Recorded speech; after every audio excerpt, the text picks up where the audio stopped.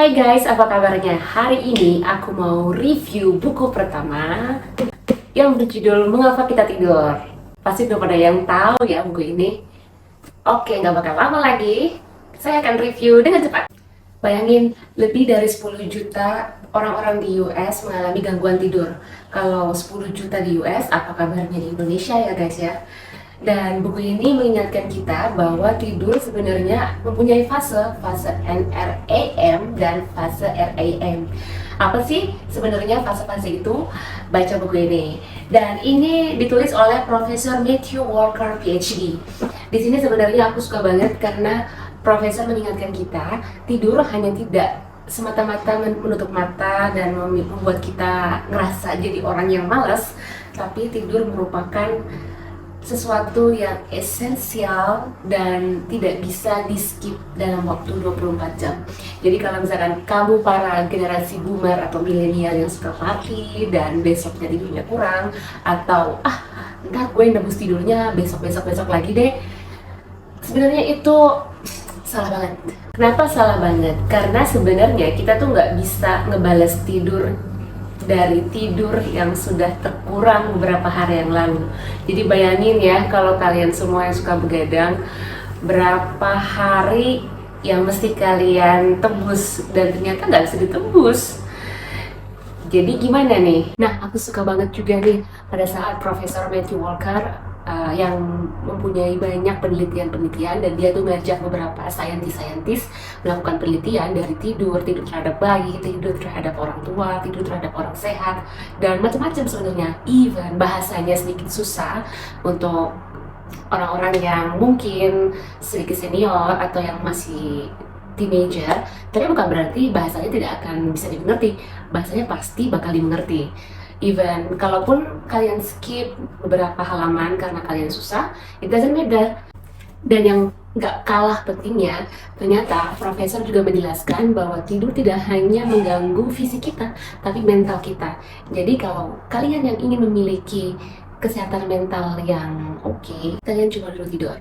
Pernah gak sih kebayang saat kalian gak bisa memutuskan segala sesuatu, burn out nih, kira-kira mau balas apa ya sama bos kita, atau kira-kira mau balas apa ya sama pacar kita, teman-teman kita, kok kayaknya gue suntuk banget, gue gak bisa nih ngejawab segala permasalahan yang kita punya sekarang ini.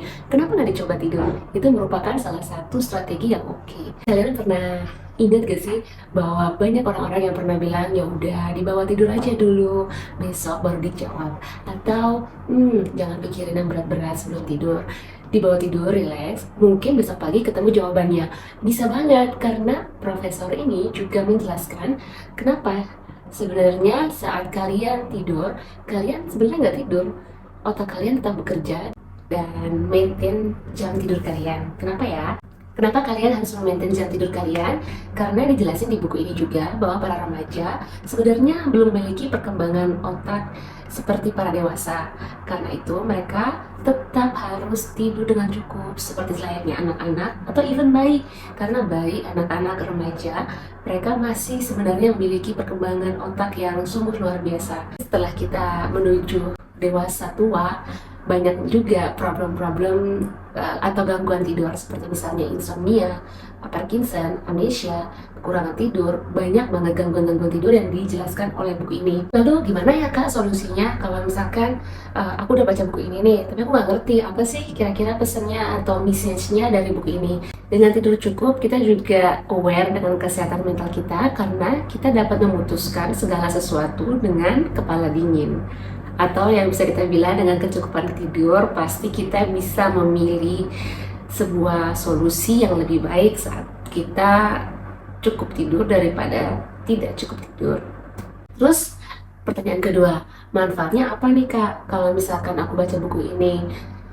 Manfaatnya yang kedua ialah kita jadi lebih ngerti gimana sih caranya supaya tidur lebih cepat.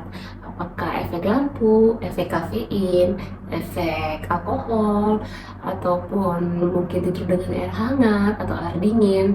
Sebenarnya semua dijelasin di buku ini. Nah, buku ini juga relate banget nih buat orang tua yang punya anak-anak, baik itu anak kecil sampai anak dewasa. Kenapa? Karena kita sebagai orang tua lebih mengerti bahwa oh ternyata anak saya tuh bukan malas-malesan ya kalau tidur siangnya lama. Oh ternyata kalau misalkan anak bayi yang suka tidur setiap 2 jam, setiap 3 jam, ternyata ada manfaatnya ya. Kita bisa lihat sebagai orang tua, ngelihat orang tua kita, oh ternyata orang tua saya susah tidur.